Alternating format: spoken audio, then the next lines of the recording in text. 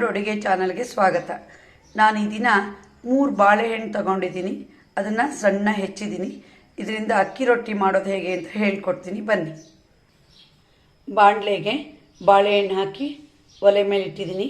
ಈಗ 1 ಸ್ಪೂನ್ ಆಗಷ್ಟು ಬೆಲ್ಲ ಹಾಕ್ತೀನಿ. ತುಂಬ ಚೆನ್ನಾಗಿರುತ್ತೆ ಬಾಳೆಹಣ್ಣಿನ ರೊಟ್ಟಿ.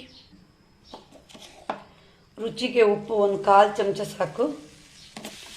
ಈಗ ಸ್ವಲ್ಪ ಹೀಗೆ ಬಿಸಿ ಮಾಡೋಣ. ಈಗ 1 ಸ್ಪೂನು ಮೊಸರು ಹಾಕ್ತೀನಿ.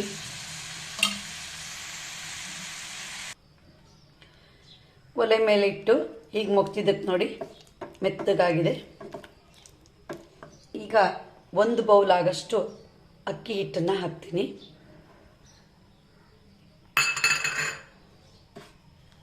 ಬಿಸಿಗೆ ಈಗ ಸ್ವಲ್ಪ ಹೀಗೆ ಮಾಡಿ ಮಿಕ್ಸ್ ಆಗುತ್ತೆ.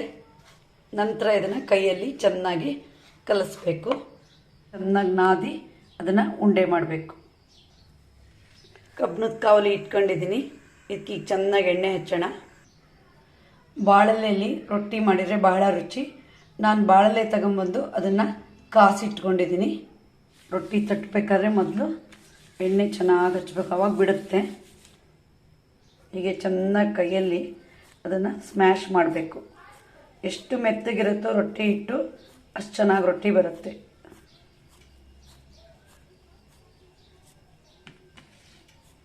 ಈಗ ತಟ್ಟೋಣ.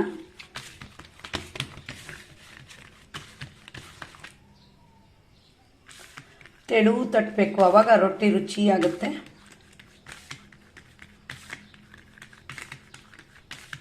ಬಾಳೆಲೆಯಲ್ಲಿ ತಟ್ಟಿದ್ರೆ ರೊಟ್ಟಿಗೊಂದು ಸ್ಪೆಷಲ್ ರುಚಿ ಅದು.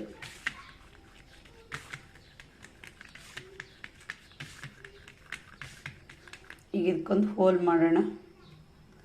ಎಣ್ಣೆ ಹಾಕಿದರೆ ಅದು ಕುಡಿಬೇಕು. ಕಾವಲಿಗೆ ಎಣ್ಣೆ ಹಚ್ಚಿದ್ದೀನಿ. ಈಗ ರೊಟ್ಟಿ ಹಾಕ್ತೀನಿ. ಚೂರು ಕಾಯಬೇಕು.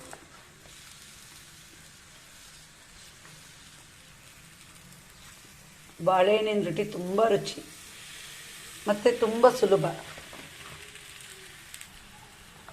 ಈಗ ಮಧ್ಯ ಎಣ್ಣೆ ಹಾಕೋಣ, ಒಂದು ಅರ್ಧ ಸ್ಪೂನು. ರೊಟ್ಟಿ ಯಾವಾಗಲೂ ಮುಚ್ಚಿದರೆ ಬೇಗ ಬೇಯುತ್ತೆ. ಮುಚ್ಚಿ ತೆಗೆದಿದ್ದೀನಿ. ಎಷ್ಟು ಚೆನ್ನಾಗಿ ಬರುತ್ತೆ. ಬಾಳೆಹಣ್ಣನ್ನು ಒಲೆ ಮೇಲೆ ಇಟ್ಕೊಂಡು ಅದನ್ನು ಮೆತ್ತಗೆ ಮಾಡಿ ಅಕ್ಕಿ ಹಿಟ್ಟು ಹಾಕಿದರೆ ಬಾಳೆಹಣ್ಣಿನ ರೊಟ್ಟಿ ಸ್ಮೂತ್ ಬರುತ್ತೆ. ಅದೇ ಬಾಳೆಹಣ್ಣನ್ನು ತಣ್ಣೀರಲ್ಲಿ ಕಲಸಿದರೆ ಅಷ್ಟು ಚೆನ್ನಾಗಿ ಬರಲ್ಲ, ಗಟ್ಟಿಯಾಗುತ್ತೆ ರೊಟ್ಟಿ. ಬೇಯ್ತಾ ಬಂತು ನೋಡಿದ್ರಲ್ಲ, ರುಚಿ ರುಚಿಯಾದ ಬಾಳೆಹಣ್ಣಿನ ರೊಟ್ಟಿ ಹೇಗೆ ಮಾಡೋದು ಅಂತ. ಇದಕ್ಕೆ ತುಪ್ಪ ಮತ್ತು ಕಾಯಿ ಚಟ್ನಿ ಮಾಡಿದ್ದೀನಿ.